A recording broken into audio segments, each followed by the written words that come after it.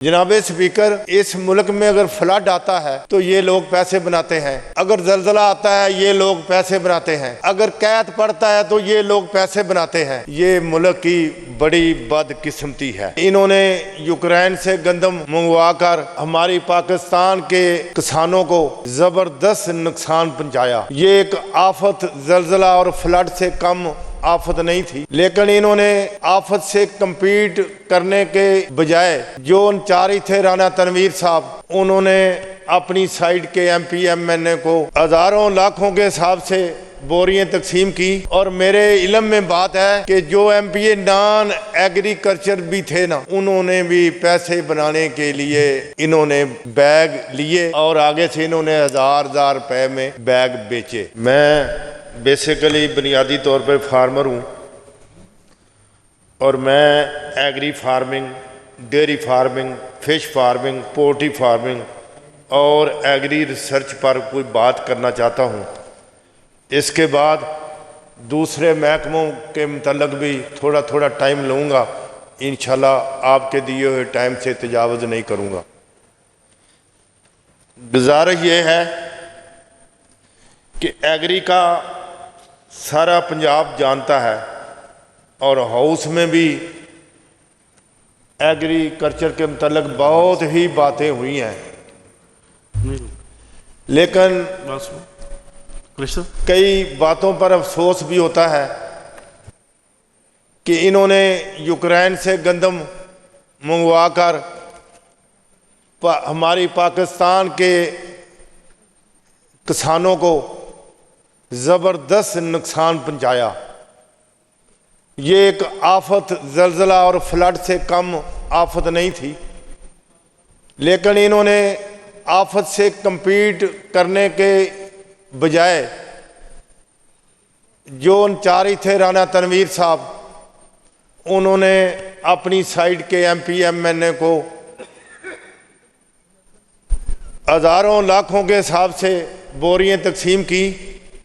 और मेरे इल्म में बात है कि जो MPA नॉन एग्रीकल्चर भी थे ना, उन्होंने भी पैसे बनाने के लिए इन्होंने बैग लिए और आगे से इन्होंने हजार रुपए में बैग बेचे।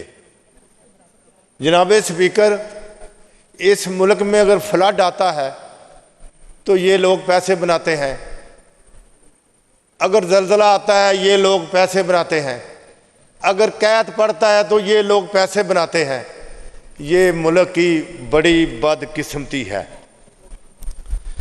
ये देखें आलू सब्जियों क्या आलू है। मैं आलू का काश्तकार हूँ और मैं अल्लाह के फजल से 3 फसलें काश्त करता हूँ, मूंजी, आलू और मक्की। मैं डेयरी फार्मर भी हूँ, मेरे पास 1000 गाय का फार्म है, फिश फार्म भी मैंने रखा हुआ है। ये सारी चीज़ों में अगर मैं ज़्यादा माहिर नहीं तो कुछ ना कुछ अलग बे जानता हूँ। यकीन जाने जिसके साथ फार्मिंग लगती है ना, वो बिल्कुल लॉस में जा रहे हैं। तो ये गवर्नमेंट ने क्या इनिशिएटिव लिया है किसान के मुतल्लिक़। डेयरी फार्म की बात आपको बताऊं, मैं बिल्कुल सही बात कर रहा हूं कि ये कंपनियां जो दूध के लिए आई हुए हैं, ऐसे है ये ऐसे ईस्ट इंडिया की कंपनी है और हमसे ये 125 रुपये दूध खरीद के उसे पास्चराइज करके स्टैंडर्डाइज करके और 350 रुपये में बेच रहे हैं। क्या 125 रुपये में जो फार्मर है, डेयरी फार्मर, उसका गुजारा होगा? लॉस में नहीं जाएगा तो किधर जाएगा? बराए करम गवर्नमेंट को कमेटी बना के फसलों का भी तयन करना चाहिए, उनके रेट मुकर्रर होने चाहिए और उस रेट से अगर कोई मार्केट में डाउन हो तो सपोर्ट प्राइस मुहैया करें और इन कंपनियों को भी बैठ के नुमाइंदों के साथ हमारा रेट दूध का बेहतर मुकर्रर करें। दूध एक बेसिक बुनियादी चीज़ है, जब बच्चा पैदा होता है तो दूध पर गुजारा होता है, इसलिए दूध का और फार्मिंग का हर किस्म का ख्याल किया जाए। ये जो एग्री रिसर्च है ये मेरी समझ में नहीं आता कि ये क्या कर रहे हैं। मूंजी का बीज हम 2100-2200 रुपये किलो के हिसाब से 11-12 हज़ार रुपये पर एकड़ के हिसाब से मूंजी का चाइना से बीज खरीद रहे हैं। और ये क्या बना रहे हैं, हम 10 किलो मक्की पायनियर का बीज ये मक्की का में डाल रहे हैं, बो रहे हैं। और ये हमारी रिसर्च जो है ये क्या कर रही है, आलू का बीज भी हम हाईलैंड से मंगवा रहे हैं। ये पाकिस्तान वाले क्या कर रहे हैं, और इतना फंड्स इनके लिए मुकर्रर हो रहा है और ये कर भी कुछ नहीं रहे। और हमारे लोग इंडिया से चोरी छपे अपनी जेबों में थोड़ा थोड़ा अनाज ला के उसको बीज बनाते हैं। वो जितने साल में बीज बनता है उसकी बीज की इफादियत ही ख़त्म हो जाती है। मैं रिक्वेस्ट करता हूँ इस गवर्नमेंट से, जैसे भी ये गवर्नमेंट बनी है ये काम तो करें। बैठ गए हैं ऊपर, हम पर मुसल्लत हुए हैं। अगर फार्मर मर जाएगा, ये ज़री मुल्क है, सारा मुल्क ही बैठ जाएगा। और यकीन जाने बैठा हुआ है, इनको पता नहीं क्यों नहीं महसूस हो रहा था। इसके बाद इरिगेशन देख लें, इसके लिए आपने 16 अरब रुपया भी सप्लीमेंट के लिए मांगा है। हमारा गुजरांवाला का जो सिस्टम है ये अपर चनाब से बम्बा वाले खैर से नोखर ब्रांच निकलती है, उसके आगे 2 डिस्ट्रीब्यूटरी हैं, क्लास के ओवरपाल, आगे जो माइनर निकलती हैं, सब गंदी पड़ी हुई हैं, कोई सफाई नहीं हुई।